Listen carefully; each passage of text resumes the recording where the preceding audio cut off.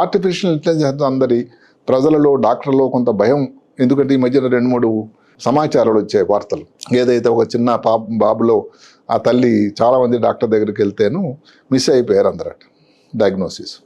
Chat జీపీటీలో ఈ MRI తాలూకా information అంతా ప్రతి సెంటెన్స్ టైప్ చేసి ఫీడ్ చేసి చాట్ జీపీటీ 5 నిమిషాలు ఏం చెప్పిందంటే ఈ అమ్మాయికి ఈ టిదర్ కార్డ్ సిండ్రోమ్ ఉంది అని.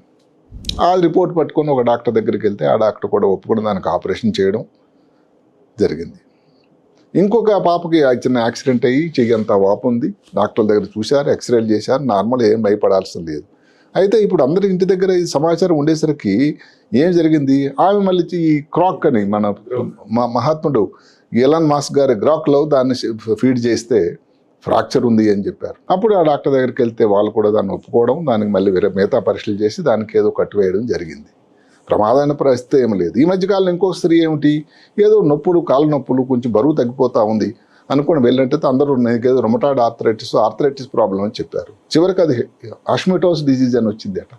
అంటే థైరాయిడ్ గ్రంథి పనిచేయకపోవడం, దాంట్లో ఏదన్నా ఈ ఇమ్యూనో వ్యవస్థ అన్నది కుదేలా ఆడిపోవడంలో వచ్చింది అని ఇలాగన్నీ వస్తూ ఉన్నాయి. మొట్టమొదటి చేసిన డాక్టర్ తెలివి తక్కువ కాదండి, ఆయన దగ్గర ఉండేటువంటి సమాచారం తక్కువ.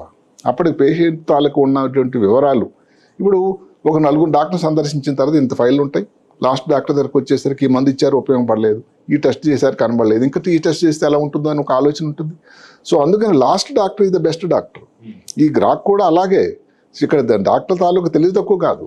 గమనించాల్సింది ఏమిటంటే ఏఐ అన్నది మనిషి తయారు చేసిందే, డేటా బేస్డ్. ఏమన్నా కానీ డేటా లేకపోతే అక్కడితో ఆగిపోయింది కదా ఆ పనితనం. అందుకని ఏఐ అన్నది ఒక అసోసియేటెడ్ టూల్. మీరు తీసుకునే అదే మందులు, అదే నాణ్యమైన మందులు మెడ్ ప్లస్ బ్రాండ్స్ పై సగం ధరకే.